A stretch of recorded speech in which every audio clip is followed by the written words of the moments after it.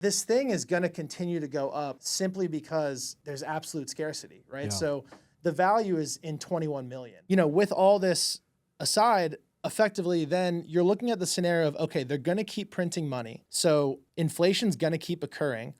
And you kind of just look across different asset classes. What makes the most sense? So Bitcoin is something that you don't have to trust me, because if I send you Bitcoin, as an example, wallet A to wallet B, the only way it actually gets to your wallet is every single miner in a decentralized sense has to verify that Bitcoin. I initially had said the Hunt brothers tried to basically corner the copper market last time we were on. It was actually silver. And so this goes to an important function of, like, first of all, why gold was valuable, why Bitcoin's better. The Hunt brothers, this was in the 1920s, I want to say, or it was the early to mid 1900s. They bought billions of dollars of silver. Welcome to the Chris Salerno Show, your go-to for real estate, business, health, and family insight. I'm Chris Salerno, CEO of QC Capital. Each episode, we explore the latest trends and expert advice from industry leaders. Whether you're an investor, entrepreneur, or seeking balance, this show provides an inspiration you need. Join us and elevate your game on the Chris Salerno Show. Welcome to the Chris Salerno Show. I'm your host, Chris Salerno. Very excited to have Joey back on the show. Welcome, Joey. Appreciate it, brother. Thanks This for one having will me. probably air before your other one. Sounds good. Because we're going to dive into Bitcoin very, very heavily. Joey and I, how long have we known each other? Probably going on, I'd say known of each other for at least three or so years, I would say. At least known each other's names. Yeah, and follow as each far other on Instagram and things like that. I live vicariously through each other. You're always traveling, so I love to see all those posts. Thankfully, we have the same view on politics. Yep. But we're going to dive into Bitcoin. We're going to dive into some of the politics. You're definitely going to listen to this because we're going to talk about Bitcoin and where it's going and Joey's opinion on it and why has it recently just spiked once Trump made essentially president-elect, which is going to be our 47th president of the United States. Thank goodness. I know. Amen to that. So where were you, prior to the election? You were out of town, weren't you? Yeah. So I went on a pretty long venture. It was actually 35 days outside of the country. Kind of 35. Dude, I didn't even feel like you were gone that long. Yeah, 35 days. It flew, man. It flew, and there was kind of a motive behind it because you went to Asia, somewhere in Asia, right? Yeah, technically, right. So I was in Dubai for a part of the trip. I said it was like 3 continents that I went to. So it was primarily Europe. 7 different countries in Europe, and then I ended up going to Egypt as well. Which, side note, those pyramids, they were tapped into something, man. Being inside those, it was very interesting. Wow. And just a time of such low time preference. I mean, the amount of time it took for them to erect these monuments is. I heard we can't even do that. It's so unique. Yeah, it's really interesting. So I got a good gauge from the locals while I was there. And, maybe people have seen like Graham Hancock and some of those things. I don't necessarily, not saying which I subscribe to as far as how they were created. But a lot of the locals there, they do kind of believe that there was some type of ancient intelligence that they were tapping into. Mm-hmm. I don't really know exactly the depths of that. But, the Giza pyramids, just to give you an idea of scale, aside from like the mathematical perfection of it, these stones, were anywhere between 2.5 to 3 tons on average. But when you're walking up to King Tut's tomb, they have some that are 30, 40 tons. And you just think before capital equipment, anything like that, they're lifting these rocks inside of a steep grade that's anywhere from 30 to, 40,000 pounds, 50, 60,000. How the hell did they do it? It's just great question, right? I mean, they must be some strong men. Something, man, something. It was crazy to see that. Definitely, I would say the pinnacle of the trip. I really enjoyed it.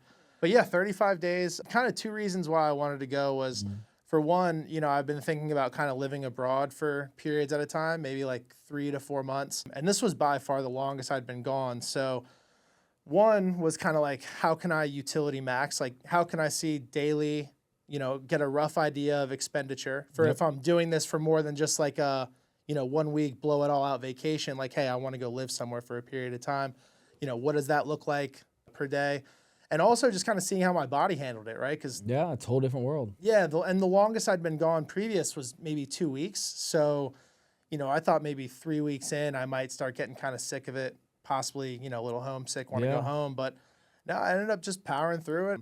Met a lot of people, had so many great conversations. It was a great trip. And honestly, getting out of the U.S. pre-election was kind of nice as well because, everybody, finally it's over. Yeah. But everyone was all uptight, and it wasn't the greatest environment to be in, I would say. But with how polarized we've become. But came back about a week and a half before the election actually kicked off, and landed in JFK, which New York is its own. It's wild. It's its own world in itself, and I was just like, okay, culture shock, back to America. Here we are, like right before the election. But as you said, fortunately, even though I'm generally politically homeless, I do feel like this was one of the binary, like there's a right and there's a wrong. Oh, 100%. And I don't know about you. I was a little worried going into it just because the last one it was close. And hey, I'm just saying, if you look at the map, this is factual. Yeah. If you look at the map, all the states that had no voter registration and or no voter ID, she won. Imagine that. I'm just saying. It's factual. You can pull it up on any CNN, NBC. Look it up. She won those states. Yep. Which, again. To me, that doesn't make sense. It shouldn't, right? It makes sense. It makes sense when you put on the hat of like, maybe there is some foul play going on. And that's kind of where I tap on with like 2020 again. Call it a tinfoil hat, call it whatever. There were some things that were pretty improbable that happened in the last election where it was like maybe some funny business may be going on, may have gone on. So that's why I was like, the phrase too big to rig got pretty big because it was like, okay, this needs to be big enough where they can't do that 3 a.m. ballot drop and all of a sudden it's over. Correct. So this is what I say with the federal election. Yeah. I think at a federal level, there should be, everyone has to go in person. Everyone has to use their ID, and you have to physically go in person on a electronic ballot to cast your vote. Now, there is public assistance. So for those individuals who are handicapped, there's public assistance. You can call a number, a bus will come pick you up, take you to the ballots so you can vote. I think that at a federal level for the president of the United States needs to be implied across the board. And then at a state level, if you're going to vote for the governors or any House representatives at a state level, you can go mail in ballots. You can do whatever you want. Each state can dictate their own. But I think at a federal level, there needs to be some consistency where each state has to abide at a federal law that's who and how the president of the United States wins office. Yeah, I mean, I would agree. I mean, you can't walk into a bar. Because you got some states that, we won't be done for about 2 weeks of counting. Makes Come no on. sense. With technology these That's days, what I'm saying. we should know 10 p.m. every single, East Coast, Central, Mountain Time, West Coast, 10 p.m. for each of those times, boom, all done. I'm pretty sure California and Arizona still aren't done, which it's just like, it's like, again, it's 2024. How have we came this far, but yet for something that you need to have Doesn't make any sense. type of democratic country, like fair elections, like It's not fair. yeah, I would definitely think say it it's a is. non-zero, man. I live outside of zeros and ones for the most part, but that one's pretty close to one, that there's been some funny business that's going on with that. But, 100%. one thing that was interesting, and it's funny how we can sensationalize everything in America, where like this election was like the equivalent of the Super Bowl, right? Like I was at a viewing party for the election. Like it's just kind of funny in itself. Oh, yeah. But I remember, because we're in this point where it's kind of like this paradigm shift where legacy media and the traditional ways of getting your information and how information's propagated isn't really catching as much of a bid. So when there's all those polls that are coming out previously that are just from some random pollsters, they're showing, hey, this is going to be the case, whatever. Well, for me, like, I would rather use a source that is going to have some medium with money on it, right? So, like, for me, the night of the election, I was watching Bitcoin and Polymarket, right? I mean, and as soon as kind of the race started getting, ahead of itself towards, looking like Trump was winning, you had the odds of Polymarket skyrocketing. You had, Bitcoin moving as well, clearly because Trump would represent a easier regulatory 100%. environment compared to Gary Gensler and this current admin. And it's just, it was interesting. Like, those were kind of two of the things. And at the very least, Polymarket really kind of called the race before anyone had actually called it on any of the mainstream sources. Yeah. So it's just kind of showing us like things are definitely changing a lot. I think things are changing 100%. I think there's a new way to view it. I mean, I think it was NBC I watched, but I was getting updates from Fox News on my phone, and I stayed up till they announced who officially won. Same. And they were all different. And it's like, if we all just had the same, if they all had the same law where it's all electronic, things like that, it wouldn't all be different. Yep. It would all be the same. Each newscast would have the exact same numbers at the exact same time. They would call it. Why not? I mean, doesn't make sense. Again, being as far as we are, and and it's 2024 now, and you don't have exact symmetry with information. Yeah, that's definitely it's a very interesting idea in itself. And all that insider trading, Nancy Pelosi does. Yeah. There was. I'm trying to get her strategy and her stock tips. They actually there's a Nancy Pelosi tracker that you can actually use, and it will just tell you her trades. Which it's called. I actually have the app. I don't believe. I mean, I don't invest in the stock market. It's called Autopilot. Yep. You can track any politician. Yep. And also you can actually track any hedge fund manager, anyone you want to. Yep. Essentially, who's a big finance guy, and you can do that. Now, there's certain things you're going to lose on, like Nancy sold her Visa stock before they went in and filed. Yep. You're going to lose on that because that doesn't get recorded for the next 30 days. Yeah, until a new filing period. Correct. Yeah. So you're going to lose some money when that happens. For sure. So you just got to be very careful when you do stuff like that. But when it comes to the market, Trump won. Yep. And when I saw he won, everything went crazy. Yep. I used to have Shiba. I think I still have a little tiny Shiba left. A little bit of crypto. I love my little Shiba. Yeah. But everything went crazy. Mm-hmm. Okay. And Bitcoin went to the highest it's ever gotten. Yep. I think personally it's going to hit over 100,000. Maybe by the end of this year, if not, definitely next year. I think definitely next year it's going to creep up over 100,000. Yeah. Why is Bitcoin so fluctuated with the United States presidential election? Because you got, El Salvador, who has a shit ton of Bitcoin. For sure. And it's all really weighing on the presidential election for the United States. So why did you feel, one, it skyrocketed because Trump won? Yeah, so I would say, first of all, I think regardless, like the way I kind of view it is Bitcoin doesn't need anyone. I mean, it's gonna continue regardless of what happens. It's kind of a matter of just how smooth is the runway. Mm-hmm. So, even with this what is still the current admin, Bitcoin in 2020, before the election occurred and Biden won, I think it was trading somewhere around 16,000 or so. So even if you go from where it was trading at, maybe it was at 10,000, I can't remember exactly, but until the election of Trump winning, where we kind of got the verification, like, okay, we're going to have someone who's going to be more hospitable towards Bitcoin. Even with all of this, harping down on it, we still got a 6-7x over that period of time, right? Mm-hmm. So it still did very well. But I would say what year did you buy Bitcoin? I won't ask what amount. I think I asked you off record what amount. Yeah. But what year did you buy Bitcoin? So I first found Bitcoin, and it was towards the end of 2016.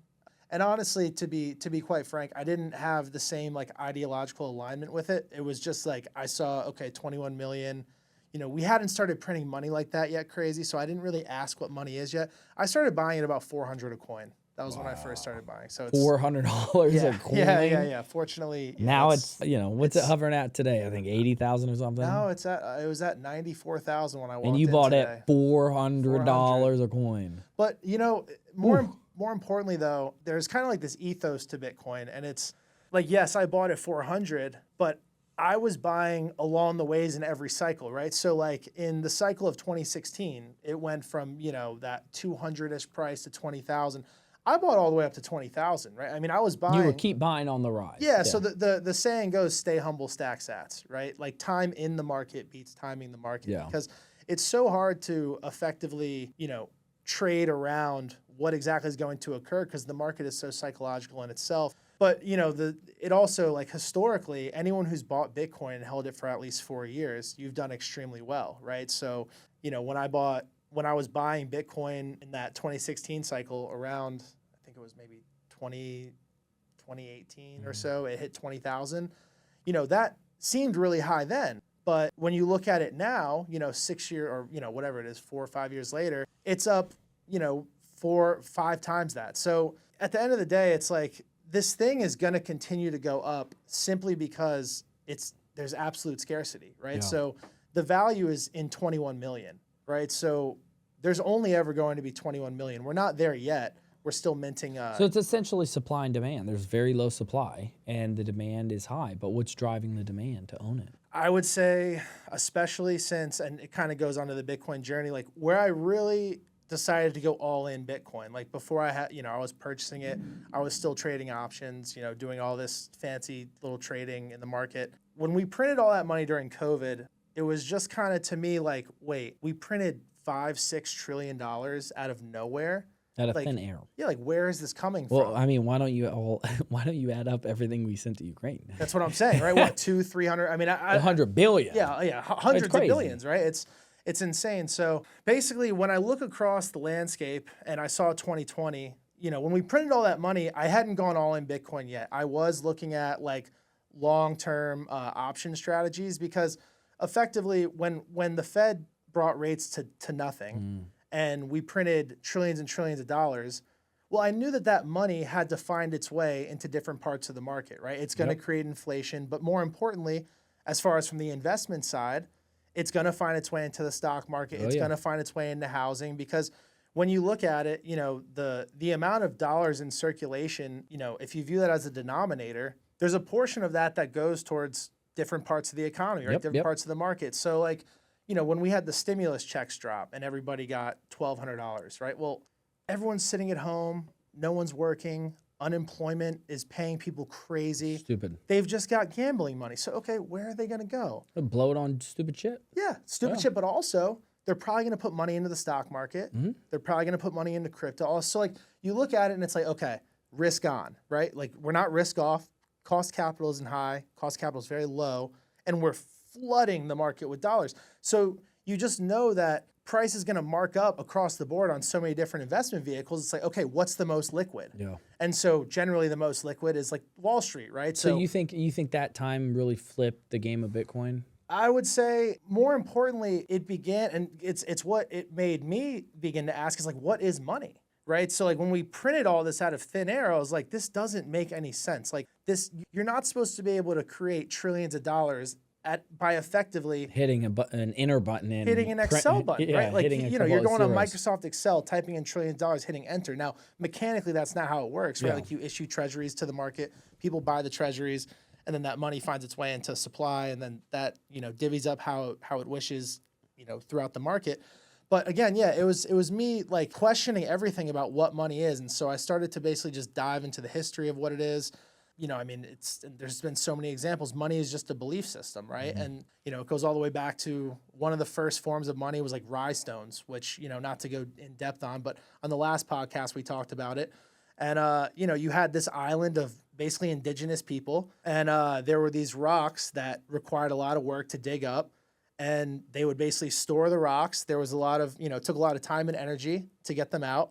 And everybody basically owned a portion of these rocks. That was their money.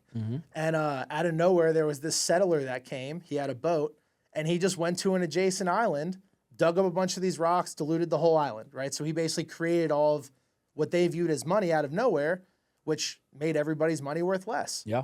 And that's what the Fed is, the Fed and the Treasury, really the Treasury with access to the Fed, that's just what's going on. They're just printing it out of thin air. And so, if you have, just to use really easy numbers, if there's $100 in a market and you have $10, well, you have 10% of that market. Yep.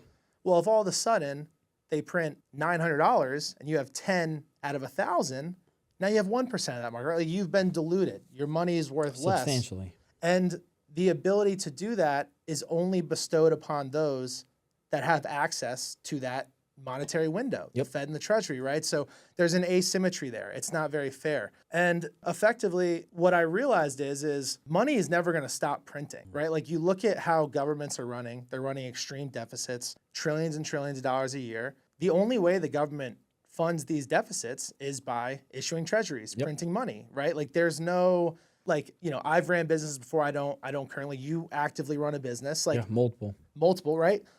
If you have a business that isn't profitable, like you will eventually go out of business, correct, right? Like there's no, you can't just rely on non-consensual taxes that are going to fund your deficit regardless of what you're doing, right? Like you have to actually be prudent.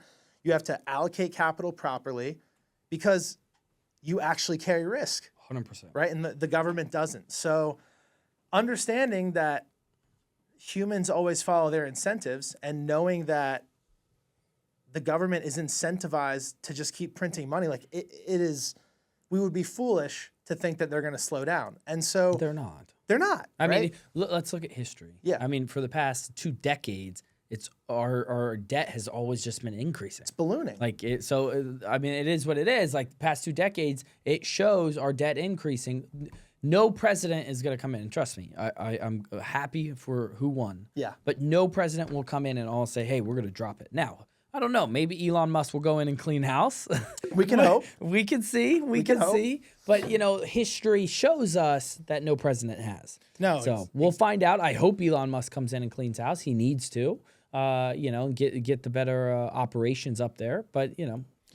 Yeah. And we'll you know, it's again, like you said, historically, even not just including the U.S., once someone gets access to being able to print value for nothing, you can't. That's like absolute power corrupts absolutely, right? I mean, like, can you imagine how that would, like, the actual power of that, where you can just go and create $1 trillion that's the product of millions of people spending hundreds of hours working, and you didn't have to work? Like, that'd be pretty addicting, right? Like, you can't expect us to actually self-regulate that. And so, you know, with all this aside, effectively, then you're looking at the scenario of, okay, they're going to keep printing money. So inflation's going to keep occurring, and you kind of just look across different asset classes. What makes the most sense, right? And I think you said you don't invest in stocks, right? I don't. No. I'm honestly, I'm in the same boat. I made most of my money with it before I found Bitcoin. But stocks as a whole, I mean, it's just a product of fiat. I mean, you look at it, and basically, in this monetary system that we have, there's basically a desire to shovel dollars. Like, you don't want to hold dollars. Yeah. Like, holding money in your bank, like if you're going to save, like, you know, if you're worth $10 million, you have $10 million in the bank, it's not working. Like, you're going to lose money, 100%. like, or purchasing power. Yep. It's a melting ice cube, right? So you're incentivized to get rid of dollars as fast as possible. And really, you're even incentivized to take on debt. Mm-hmm. Because especially if inflation's high, right? Like let's just say we were in an example of inflation's, you know, actually like 20%. I'm not saying it is, but let's say it's 20%. Well, if you can borrow money for 5% and inflation is 20%, like if you borrow $100 and you're paying back $105 a year later, well, if inflation's 20%, that $105 is purchasing less than the $100 a year prior. Yep. So you want to take on as much debt as possible, right? And so what I did was I basically looked across the board and I was like, okay, I looked at basically the broad stock market, PE, right? Forward multiples, you know, taking the earnings, however many years worth of earnings is what you're paying. If a company makes $100, and obviously this is just like an easy numbers, roughly, and there's a PE of 10, it's going to be $1,000 company, right? Well, the PE across the S&P 500 right now is 25 or 26 years. So to put that into layman's terms, that's basically like saying, I'm going to buy a business and I'm not going to make money on it for 25 or 26 years, because most of these companies aren't really good. Does that sound like a good investment to you? Don't sign me up. That's what I'm saying. That's what I'm saying, right? Like who's going to pitch someone an opportunity and say, hey, you'll maybe get your payback in 25, 26 years. And so you just look at it like, okay, the stock market to me didn't make sense. It is saturated. The valuations make no sense. Bonds, when you net out inflation, you're really losing money. I mean, like, I think we could both agree that inflation's more than 5%. That's what you're getting on a 10-year note. Yep. Commodities, it's a similar boat. I mean, they're basically just effectively what we're seeing is since 2020, there's been more symmetry in performance across the board. As far as like, you know, we saw 21% of money get printed in the year 2020. Yeah. Real estate went up 21%. The stock market went up a bit higher than that, but generally we're seeing more similarities across the board than we ever have, right? And so the way I look at it is if we're printing more and more money and we're having to find a way to proxy these dollars because you don't want to save them, eventually these markets just get stuffed with dollars to where the valuations make no sense. Correct.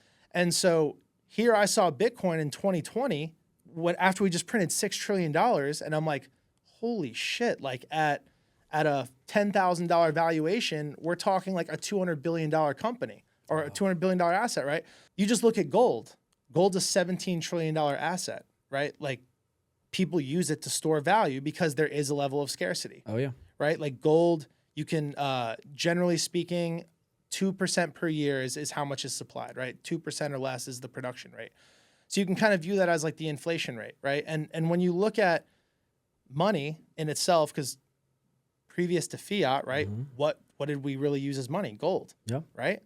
So there's properties to gold that make gold valuable, right? And it's primarily in the fact that there's only so much of it. Like we don't know exactly how much there is, but you can only create so much of it as well, right? So like I said, in a general sense, you're not going to get more than 2% more supply created in a year. So even if the entire world starts saving in gold, right? All this money's flooding into gold.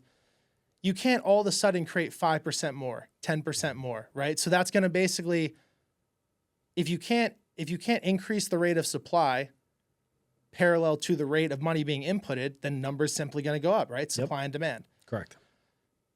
So then you basically take it a step further and it's like, okay, what else is valuable in a money, right? Portability, divisibility. Like when you look at gold, right? Like have fun trying to buy a piece of bubble gum with gold. Yeah. Right? Like what are you gonna get like a fine knife out, cut it out, have your little gram scale, weigh it, hey, here it is. It's not gonna happen. No, it's not gonna happen, right? And on top of that, you take a risk to me if we're trading in gold, right? Like if you have something worth $1,000 and I've got $1,000 of what's supposed to be 24 karat, 18 karat gold, whatever it is, you have to trust me that it's real. Correct. Right? So theoretically, I could be giving you a piece of metal, which maybe is gold coated and is not gold on the inside. So you're potentially taking a losing trade based on the perceived value that I thought I was giving you, right? Yep. So Bitcoin is something that you don't have to trust me, because if I send you Bitcoin as an example, wallet A to wallet B, the only way it actually gets to your wallet is every single miner in a decentralized sense has to verify that Bitcoin. Yeah. Right? The way that Bitcoin is minted is by once you reach a certain amount of transactions per 10-minute block, you have a Bitcoin reward, right? Mm-hmm. Every 10 minutes at today's current day, you have 3.125 Bitcoin that's produced every 10 minutes, right? So about 450 per day. So you don't have to trust me, right? Like the system that requires the least amount of trust deserves the most. Yeah. And I would say the current system that we have, wouldn't you say it asks us for a lot of trust? Like 100%. we're having to trust politicians. We're having to trust the government. I mean, You can't trust them. no, exactly, right? So the thought is like, They all want that trust. That's why they go on road shows, things like that, to try to get you to trust them, to vote for them. Yep. But at the end of the day, most of when they get in, you just can't trust them. Exactly. And so with us seeing that the higher levels of trust that systems have associated or that are needed leads to a result like we have today, you want to look for something else. Oh, yeah. Right. And so, for example, so like real estate as a whole, I'm not gonna hit on real estate at all, but like you have a niche in real estate, right? Like you have you're way above the average Joe in how you allocate capital, right? Would you say the quality of yield in real estate has drastically decreased across the board since 2020 as far as yield? So like money's gone up, but when you look at like a state like cash flow, right? Like Cash price flows- versus rent. 100%. So you have to specialize, right? Yep. So you have a niche for that. Like you've found the way to do that. The average person, the quality of that market has decreased, right? Yeah. Same with stocks, same with bonds. Like no one's like you're not making purchasing power on this. The whole goal of anything is, and it's kind of like where we've somewhat been psyoped a little bit, is just because the number is going up doesn't mean it's buying you more. Yeah. Right? Like if you make 10%, yeah, like let's just say let's just say you want to price your life in ribeyes, right? Just random. Yeah. If you've made 10% in a year, but the cost of ribeyes has gone up 15% in a year, your life priced in you're buying less meat. You're getting less meat. Yep. Right? So it's like you're not winning. No. And you know, we're in this point now where I think people are maybe starting to realize that. I don't personally, I can't say for sure. I know I have, but the game is just being flipped on its head. Yeah. You know, and you have capital markets. Like, I mean, maybe you can speak to this. Raising capital is probably a little bit harder than it was previously, right? Oh my God, yeah. Very difficult. And so why do you think that is? Given the current market environment, no one has trust in it right now at the moment. Depending on what type of asset class, they're looking to really yield their investment with safety, and also they want high returns. And multifamily doesn't provide that. Certain real estate doesn't provide that, or car washes does provide that. But that's what people want right now, is they want high cash flow. And thankfully we offer a product that, you know, gives them high cash flow. But very difficult raising capital, because in scarcity times like this, people want to hold on to their capital, given the current market environment, what you know may happen. And so I heard you say multifamily as well, right? So like multifamily used to be, it was bread and butter, Yep. right? And then kind of like what, and I have my own theories, but like, why do you think multifamily decreased? And cause I'm going to tie this into kind of just broad markets as a whole. What do you think led multifamily to become less qualitative as an investment? Overall, this gets, in my opinion, pretty deep. Overall, we spent too much money. We flooded the market with money. People went in and started buying things like crazy, which they did not need. And then what happened was we had hyperinflation. Yep. When we had that inflation, the only way for the feds to counter it was to increase rent or increase rates. Yep. They increased rates, which a lot of people get floating rate debt on these larger deals. Everyone's debt hit their max at their max cap and or went above. Yep. And when that happens, it strains your cash flow. On top of that high inflation, everyone, a lot of jobs laid off, and a lot of people could not afford their rents because they went and made bad decisions. So essentially, they all started downsizing, and so you started seeing an occupancy issue. So what you had to do is decrease your rents. When you decrease your gross, it decreases your net, which ultimately drops the evaluation of your property. Your property's evaluation substantially goes down. So you need a high net to have a high evaluation. And I think that's what happened. I think now as rates start to go down, you're going to see that a lot of developers are going to come on, and it's going to come back into supply and demand just like Bitcoin. There's going to be a lot of supply on the market. So what happens? The price is going to go down. Yep. So you're going to see rent start to decrease. And I think over the next 3 to 7 years, it's not going to be a good time to buy. I think you're going to have to hold for 10 to 15 years of multifamily. And for me, I don't have 10 to 15 years to wait. I hear you. And okay, so that's perfect. I want to pull two things out of that because that's actually going to segue us as well. So first of all, what I was hoping you would say and what you did say, and it brings us to tie everything, is that market in particular got very saturated. 100%. Right? So naturally, as you have a certain level of capital chasing yield and the level of capital is outpacing growth, well, yield is going to compress. I hope you're enjoying today's episode. Just a quick reminder to make sure you never miss an episode. Stay connected with us by following us on social media platforms, Instagram, Twitter, Threads, TikTok at Chris_Salerno_. And don't forget to subscribe to YouTube to catch the video versions of our episode. You'll get exclusive content, behind the scenes footage, and much more. Head over to YouTube, Chris_Salerno now, and hit the subscribe button. Stay tuned because we've got more great content coming right after this. Right. So we saw caps. I mean, I don't even want to know what some of these big developers, how low of a cap they were taking. 2%. That's what I'm saying, right? Because they're banking on the appreciation rather than the actual, and this is quality of a security, if you will. 100%. And this is what opened my eyes up the past couple of years is that all my capital is tied up in appreciation deals. Yeah. Well, what happens when interest rates go up, rates go down? You have no fucking appreciation. Yep. So then you can't sell and all your money's gone. Yep. And so that's what my eyes opened up in the past 2-3 years. And I said, well, shit, now I need to focus on cash flow. Yep. How do I generate the most cash flow on a daily basis? Yep. That is my goal. I don't care about appreciation anymore. Yep. Because appreciation is a fairy dust. Yep. Because something can happen in 5 to 10 years and your appreciation can go whoop out the door. And as capital gets more expensive, historically, no matter when you look, there is less room for speculation, which in this example, we would be viewing as appreciation on the property versus actual production, right? So when you're looking at an investment, for it to generate cash flow, you're more on the productivity side of it because you're not the viability of that investment is not reliant on the actual the value of the underlying property to accumulate, right? You're actually like basing it on the coupon. Like, hey, I'm going to pay this, it's going to get this. The value of the property actually is running junior to my motivation here. As long as it's making money, that's what matters. And so what I want to tap on, and this is going to segue us pretty well, is so one thing we're seeing now that's really interesting. And so the Fed cut rates, and traditionally, until this point, whenever the Feds cut rates, we generally see Treasury yields decrease, right? Because Treasury yields is actually what sets debt markets, right? Like the Fed can lower rates, but that's just what the Fed is charging banks. At the end of the day, the bank is going to charge you based on what the Treasury market is pricing at, right? And so the Fed has since cut, 75 bips, I think, in their past 2 meetings. They'll cut another 25 by the end of the year. I think possibly even more too. Yeah. Oh, by the end of the year. By yeah, end for of sure, the year, for another sure. 25, and then next year they'll definitely start dropping. Totally agree.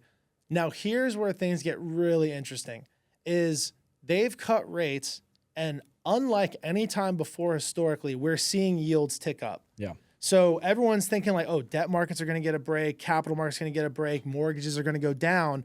Well, we're seeing the opposite. We're not seeing that, right? And so back to how we were saying how we know government's going to overspend, money's going to be printed. Well, we've seen the government bail out a lot of different institutions. We've seen the government bail out the banks. We've seen the government bail out insurance, all this. What we're going to see this time is the mother of all monetary creation, because we're actually going to watch the Fed and the government bail out the bond market. Yeah. Because what we're seeing is it's not mattering how much the Fed is lowering rates, because the market is effectively calling bullshit on capital markets. It's realizing that the Fed, since they've U-turned, have completely lost the battle of inflation. They aren't going to be able to beat inflation. So even though the Fed is lowering rates, the market is coming to terms with the fact that, okay, money is going to be created, inflation is going to accelerate, these yields need to be high for me to be able to have anything worth lending the capital out, right? Yeah. So in a world where you can't create money, you'd be like, oh, okay, well, I'm going to go ahead and keep shorting bonds. But the Fed and the government have to save the bond market, because how does the government keep covering its deficits? They monetize Bonds. debt. No. They issue bonds, right? Yep. So we're going to see like levels of printing that make COVID look like pennies, right? So all of this money is going to go somewhere. And when you look across the board, there's still some niches that you can find, right? Just like you found, there's going to be some stocks that you can find. But you look at like Nvidia. Sure, Nvidia. Honestly, the best example is Apple, and it's just one of the recent moves that I'm going to cover in a second. Just shows how worthless dollars have become. Is okay. Apple's barely growing. They're grossing, I want to say, maybe north of $150 billion a year. I will say, I'm going to interrupt. Go ahead. Apple's been down. Their sales been down for the Apple 16. Yep. They've discontinued 14 and 15 to force everyone to buy 16. And the Vision Pro. Yep. Gone. And I personally, I'm looking to leave Apple to probably go to Samsung. Yeah. There's a foldable SE I want, but they only sell it in South Korea. Samsung does. But I'm looking to possibly do the Galaxy S25 that comes out, because I'm just tired of Apple. And those cameras are insane. The whole phone futuristic is future. And honestly, like, quick little side note, like, since they got the little, I have some, I didn't know this was even a thing. I have some friends with Android, and there's like a way that they can use a text app or something, and it actually says delivered and read. Like, oh yeah. So it's like, it's a green message, but like, it says delivered. Oh, like, I know it got there. Like, so that's the new updated iPhone that does that. Oh, yeah. So the new iOS 18 iPhone will do that. Now listen to this though. If you get an Android, you can actually download an app, which some teenage kid in the UK rewrote the code for iMessage. And so I can have an Android, you can have an iPhone, and I can text you through the app, because we use an app now. Yeah. So I can text you through the app, and it'll show up on you blue. And you'll never know I have an Android. That honestly, that closes so much of it, because the blue message is something that like. And did you know this? You can FaceTime an Android user. No, I didn't know that. Yeah, you just go. I'm so. You just go. See, I've been doing a lot of Samsung work. You just go into your FaceTime app and hit send a link. You send them a link, they click on it, and boom, you can FaceTime them. That's I may be switching until Elon maybe makes a phone and includes Starlink for free. That's how you want to talk about an alpha play. If he can just make a phone and include Starlink service for free. Well, you have internet everywhere. I heard he owns 2/3 of the satellites up there. Yeah, something like, and also he individually owns 50% of SpaceX, and then backdoored another 20% through Tesla. So he's got full control of that company. Man. He's a trillionaire. He's a damn gangster. You drop it all, he's a trillionaire. He's a gangster. I promise. He's a gangster. I promise you. But back to what I was saying, it's like Apple's barely growing, and they're a $3.5 trillion company, or almost maybe $4 now. They just did $100 billion stock buyback, right? Like, instead of and you can look at their product cycles and everything. It's becoming so much less qualitative, because when dollars are becoming as worthless as they're effectively becoming, the value now becomes in financial engineering, not production. Yeah. So it's speculation, right? So instead of creating the best product in the market, it is more beneficial to them to borrow $100 billion or use $100 billion of their treasury and buy stock. Oh yeah. Stock that is like at a 30p, like you're paying for like 30 years of earnings right now with Apple, and they're barely growing. Yep. It doesn't make any sense. No. Right. And so like you look across the board and these examples are littered everywhere. Yeah. Right. And so I look at what's coming. I look at what we already have. You know, you have one really big thing for anybody who watches. I'm sure you have some people that watches that invest in stocks. Yeah. I have to we imagine. We do. So, I mean, no one's looking at Wall Street right now without hearing about Microstrategy, right? Yep. Michael Saylor, I mean, the guy's an absolute animal. Pivoted his company back in 2020 to basically become like a Bitcoin treasury company. They're a software company. They make about $80 million a year. They've been, humming along since 2000. Nothing special. Saylor was one. He's a multi-billionaire. He's one who identified the opportunities with Apple, Microsoft, all that back in .com. So he absolutely nailed it. And he turned his company into a Bitcoin company. And so what's really interesting right now is you're seeing capital markets in very tight spots. Yep. It's hard to raise money, but you're looking at Saylor, who again just runs a Bitcoin company, is just smash buying Bitcoin. Yep. He's recently came up with this thing. It's called his 42 billion. It's 42 strategy. It's 21-21, and basically what he's doing is he's doing 21 billion of, and I'll explain all this a little deeper, but he's doing 21 billion of at the market offerings where he's just issuing shares to the market, and he's doing $21 billion in convertible notes. So a convertible note, for anyone not familiar, I'm sure you are, but just for anyone not familiar, is you offer a coupon on a debt instrument, but that debt instrument also offers an exercise price at a certain share price. So in other words, like you can offer, maybe you're going to offer 5%, the stock's $100, but hey, if it gets to 130, you can convert it to 130. You'll make 30% of it converts, but you have the back end of 30% or more, but you have the back end of at least 5%, right? Well, Saylor completely shocked the world in literally no one was paying attention because this is still so under the radar with Bitcoin. Like, I mean, so many people you ask, they think it's still at 60,000. Saylor raised $1 billion years ago at 0% interest. Wow. Where can you do that? Yeah. Nowhere. But the caveat is it's the convertible note, right? So Saylor has also literally is completely flipping Wall Street on its head, changing metrics. Like 7 companies in the past 2 weeks have adopted this. It's a sats per share thing. So Bitcoin, there's 21 million. Each Bitcoin is 100 million Satoshis. That's the base unit. So effectively, Saylor jumped and spearheaded this as like, hey, maybe dollars isn't the best thing to measure. Not to say like you don't measure in dollars like profit, et cetera, but we as a Bitcoin company are going to measure the value of our company by how much Bitcoin is in each share. Yep. Right. So in a general sense, issuing shares, diluting shares is dilutive. Like, most acquisitions, for example, fail. Right. So if a company issues shares to buy another company as an acquisition, unless buying that company adds more dollars per share, more earnings per share, that has not been accretive. It's been dilutive. Yeah. Because you're taking a company that was making, let's say, just as an easy number, $1 per share, and after the acquisition, they're making 80 cents. Yep. Well, you've just made each share have 20% less value, right? Because it's producing less. So Saylor is tackling 2 issues here. So the converts, he's coming to a bond market and a fixed income market that's in distress. Saylor's least performing convertible bond over the past 3 or 4 years is 80% right? The average bond you're getting now is paying you 5 or 6%. Yep. He's crushing it. The highest level one is 200%. All these are oversubscribing. Like he's literally going to the market, closing them in 2 days and oversubscribing them and just smash buying Bitcoin, right? So you have companies that are moving to a Bitcoin treasury as their reserve asset because they realize that dollars are a melting ice cube. Again, you don't want to hold dollars. You want to invest those dollars somewhere where it's going to make money. So you have Saylor leading this. You have the US right now, which aside from what may pass a strategic Bitcoin reserve, you have regulatory clarity that's coming. Yeah. You're not going to have Gary Gensler attacking the industry. You're not going to have them shutting down banks because they're hosting people that are involved in Bitcoin.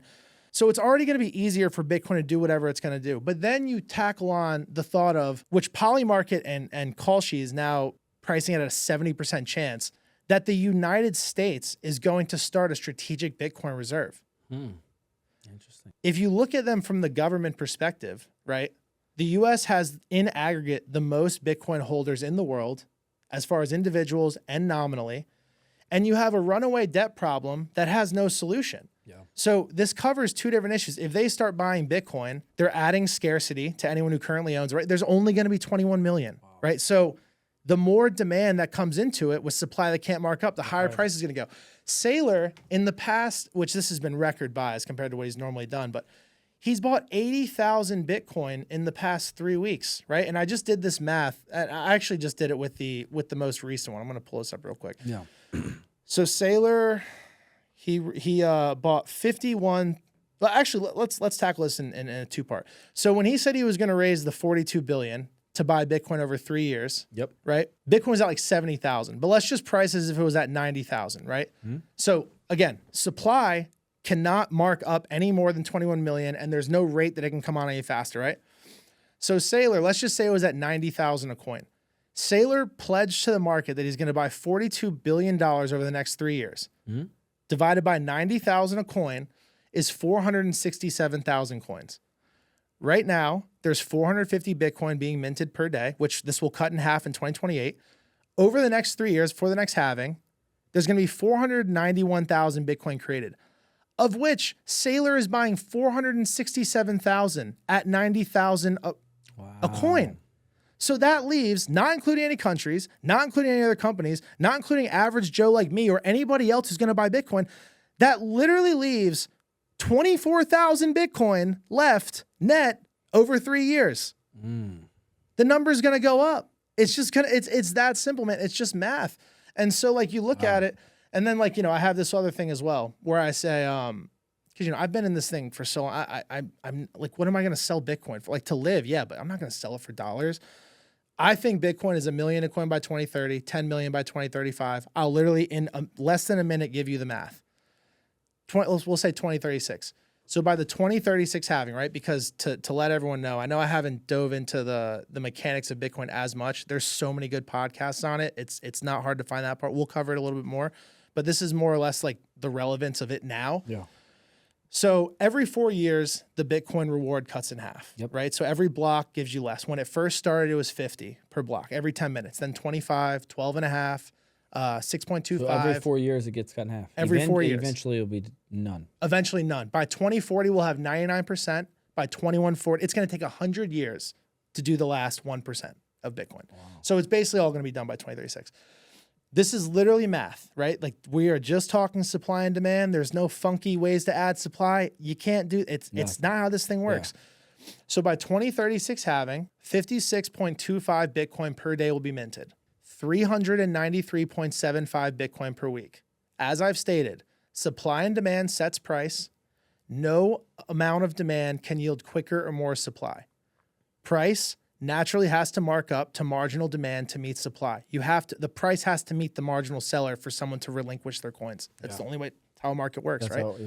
We've already seen weeks with approximately 5 billion inflows. By the way, I wrote this like years ago. So like last week we saw $11 billion in inflow. Years ago I said maybe this was like earlier in the year actually. I was like, we've already seen weeks with approximately 5 billion of inflows.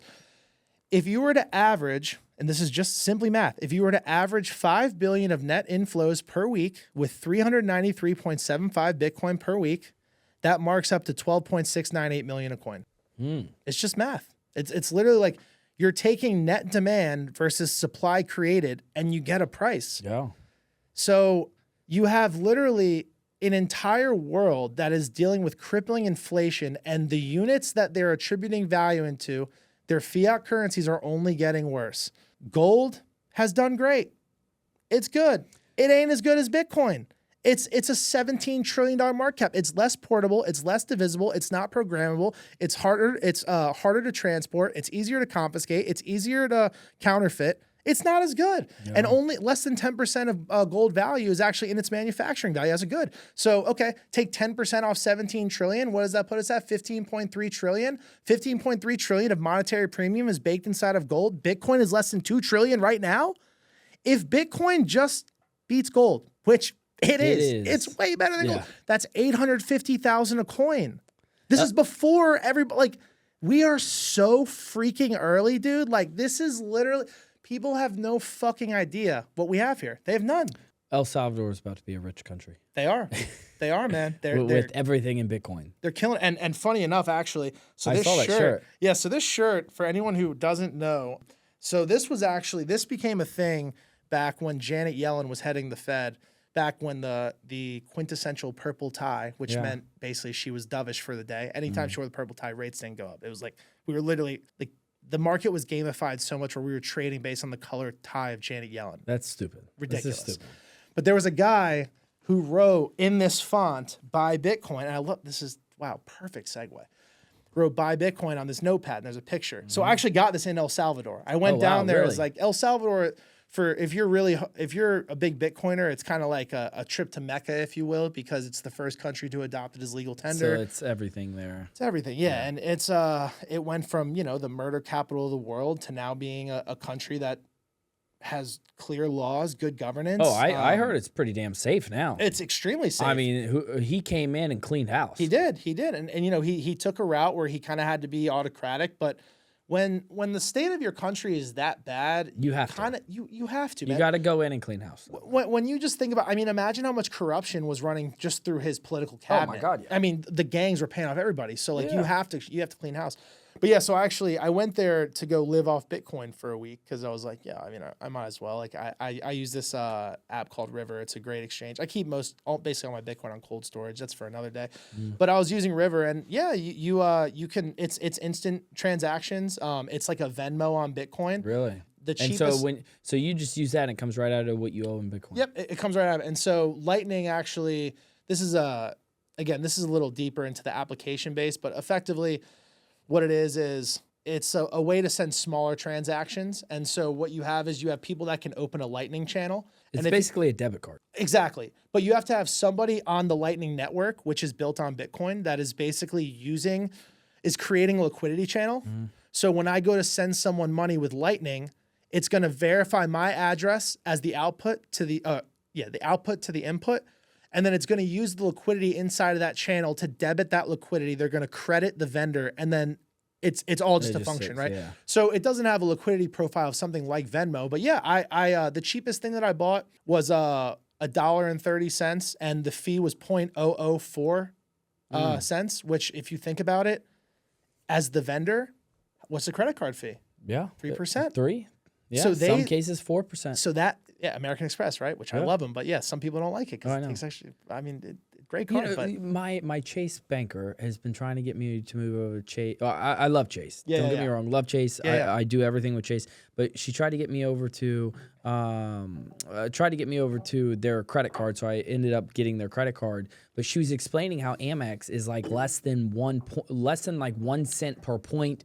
Or $1 per point, essentially. It's so horrible charge card. Yeah, horrible. I heard that too. I only use it for the lounge. Really. Yeah, the travel benefits. They got good damn food there. They do, man. They do. And I will tell you, they've saved me sometimes with some showers at the lounge and things like that. So and then the priority pass too. But I think you get all that with Chase too. But yeah, horrible charge card. But Chase is now starting to do lounges, which is great. And it's sick. I went to the one in Boston, dude. Nice? It shits on any lounge. It was. I was gonna go there, but my flight was like 20 minutes, and I was like, it's too far. Forget it. But it was nice. Yeah, I actually had a layover on that trip, that 35-day trip. That's where I was on the way up. I had a layover in Boston before I got to Portugal, and I went in there, and it was awesome, man. See, I like that. I like that Amex. Like when you're overseas, they have lounges that you can just connect with. Yeah, it's perfect. Yeah, the priority pass, and also up to 2 guests, so that's super nice. If you're traveling with anyone, I think that's really the only big perk. Other than that, like the points really don't. No, they suck. And the way now, unless you use like some travel partners, you can do really well. I heard in a general sense, it's not great. But again, like we just live in this world that is kind of like rent seekers, right? Thanks for the credit, but like to charge 3-4% on everything, like that's kind of ridiculous. So like you look at this example and it's like, and it's not going away. No, it's not going away. It can change. It's not going to go away. It's not going to go away. I'm going to tell you something off record. Yeah. But it's not going away. Okay, cool. And there's no regulation in there. Okay. I'll tell you something off record. Cool. No, good to know. Good to know. Yeah, we'll definitely have to cover that. But yeah, it's the game is just fundamentally shifting. And so you just think of it as like value for value, like that vendor won. Yep. Like that vendor saved. It cost them less to do business, right? So like that's a win for them. 100%. But yeah, I wanted to go there, and that just the little side note with the shirt. It was just cool. Like I was in El Salvador, I was like, let me get that. But yeah, I mean, everything is just changing, and so like bookmark this, note this, like the largest amount of monetary creation and the bond, and simultaneously, it's going to go with bailing out the bond market. That's going to happen. Yields are going to come down, but it's not going to be organically. It's not going to be the market pricing these bonds lower. It's going to be the Fed stepping in and adding $10 trillion worth of bonds onto their balance sheet. Yep. So like that's where we're going. And then so where does all that money go? It's going to have to proxy value somewhere. But with so many asset classes, almost all of them, other than some niches like ones that you found and others that we could discuss, not really relevant for today, most of everything is oversaturated to the point that there's so much speculation baked in that the yield or level of production underlying for each unit of dollars that you're inputting, it's not worth it. And then you just see Bitcoin over here that like we already covered. If it just does gold, it's doing 8.5x from here. And it's I believe it's going to become the global reserve currency of the world. I mean, it's the hardest money that humanity has ever seen before, ever. I think I was going to add something, but I think you were going to ask me a question, so I don't want to go. No. Keep going. Going. Yeah, go. So I misspoke actually, which I know this podcast hadn't aired, but I initially had said the Hunt brothers tried to basically corner the copper market last time we were on. It was actually silver. And so this goes to an important function of like, first of all, why gold was valuable, why Bitcoin's better. The Hunt brothers, this was in the 1920s, I want to say, or it was the early to mid 1900s.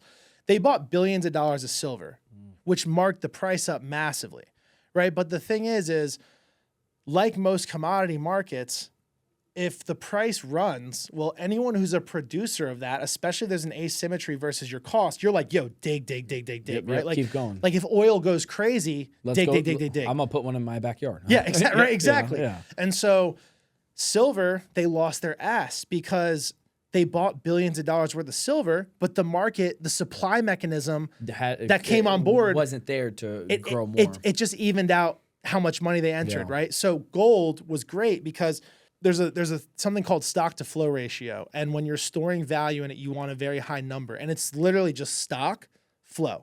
So however much is in global supply versus how much can be created is your stock to flow.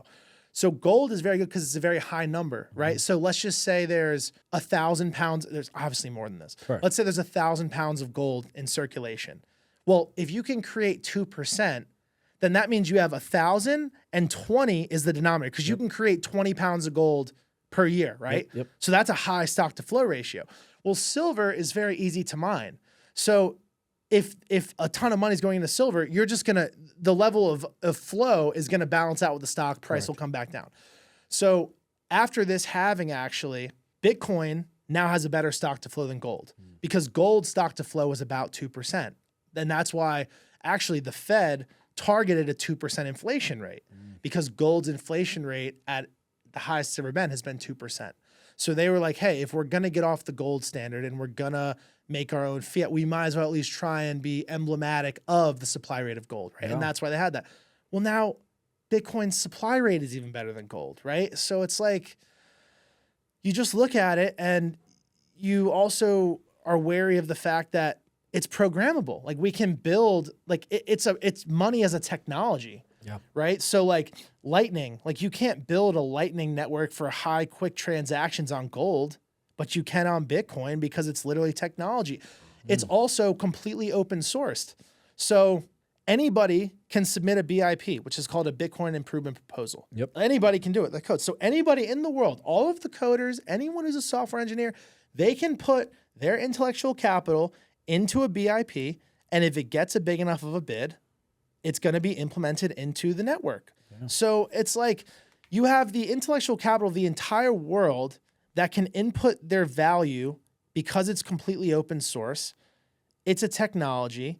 It has insurmountable levels of energy that's defending the network via the miners, which makes it more and more incorruptible. I mean, it's only 15 years old, and this thing's almost a $2 trillion market cap. So it's like, it's taking over the world, and it's just, like for me, and I have to remember sometimes how much of a bubble I live in with this, because I've been crazy about this thing for so long all now. over your social media. I mean, yeah, because I mean, to me, it's like value for value. I mean, I've been fortunate to make, some of my friends are millionaires just because they listened to me and bought Bitcoin. Oh, 100%. And it's just like, I just want to, if you have something that can be this net good for everyone, like, why would you not share it? Because also, if I get someone to understand Bitcoin, right? Like, they're not going to move the market, but it's all fair because if someone buys Bitcoin and holds it, the relative level of scarcity increases for them and myself. Like, the more people that are buying Bitcoin and holding it, the higher the number is going to go. And like, what are you selling it for? Like, you really want to like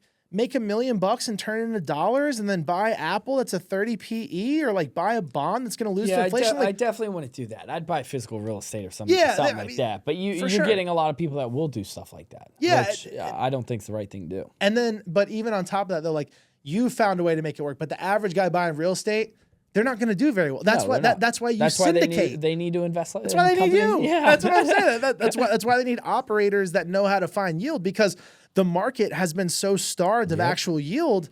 Like, if you don't have somebody with a level of acumen, like, you're probably just going to get sold some snake oil that ain't going to do too well, and you ain't going to really make money. So it's like the level of specialization needed for real estate to work is already becoming so high because of the level of saturation. But you can make it work. So I'm not harping or hurt. I'm not diminishing at all. Bitcoin is objectively so undervalued that, like, why would you not own it? Why?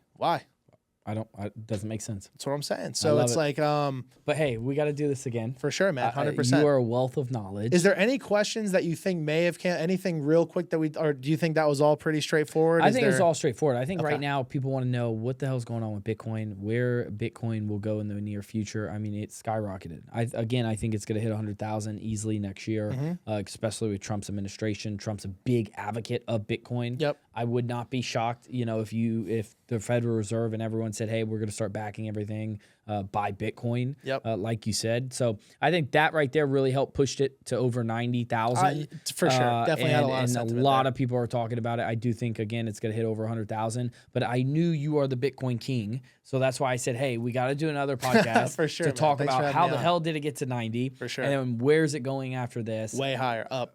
I'm hearing the same thing, and I'm talking to other people. I know a guy who mines Bitcoin. He has a huge Bitcoin operation up in New York. He mines it. I'm hearing the same damn thing. So, I wish I bought in like you at 400. We're still early, man. We're still early. So, as crazy as it sounds. It does sound crazy. It's a little too high for my appetite. I hear you, man. I hope I'm 100% wrong and it goes up to $1 million. That would be phenomenal for you. It's just math. Now you know where to invest some of your money into the real estate industry. There you go. Limit some of that tax liability and those capital gain taxes with our deals. And that's a big thing too. It's like, if you're selling the Bitcoin, you can invest into our opportunities and limit your tax liabilities, your capital gain tax. Yeah. And the way, just real quick to close on that, the way that I view it is there will be a time that I do sell Bitcoin. It's going to be like, not sell all of it at all, but there is going to be a time where valuations, like the level of alpha available, like, for example, Bitcoin at 10 million, like, okay, 100 million is now a 10x. Like, there's going to be a point where the level of a vacuum that it acts as far as capital is going to reprice a lot of other assets and make a lot of better opportunities, because 100%. What it's doing is it's basically, so long as this becomes the case, we're going to have a new benchmark for return that we use. So let's just say over the next 10 years, and I know we got to wrap up, but you're good. Let's just say over the next 10 years, Bitcoin goes up.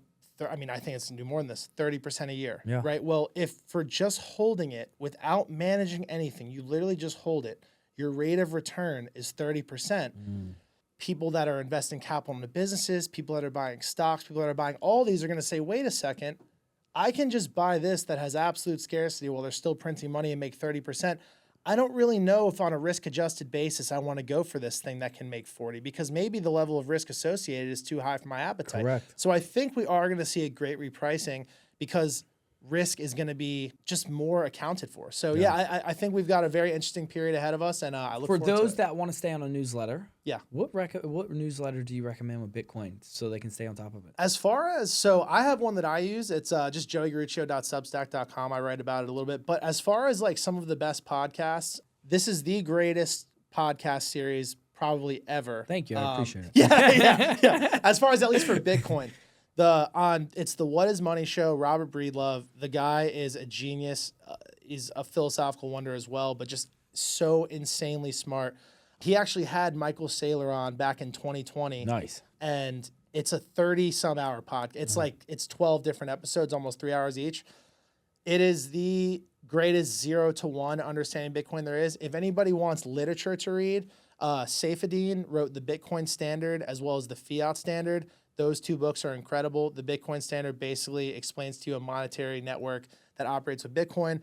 The Fiat Standard basically reverse engineers the way that the market works today and describes Fiat's role in it, the flaws in it, etc. But yeah, I would say as far as literature goes, you can't go wrong with that. And then, the What Is Money show, literally the first 12 episodes, scroll all the way down. If you have 30-some hours, I know it sounds crazy. You will understand Bitcoin from that point forward without a doubt. It's that. What Is Money show? There we go. I'll start listening to it. Heck yeah. Well, hey, Chris, thanks, man. I always appreciate you coming on.